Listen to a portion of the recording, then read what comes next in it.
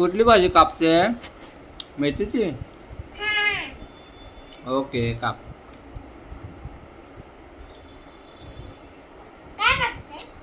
मेथीची भाजी कशी कापतोय मला दाखव जरा. काय नाही करत आहे मी. नाही काप काप दाखव जरा.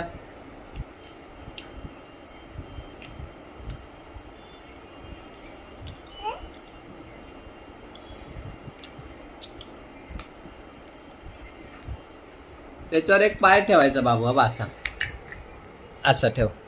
असं आता काप.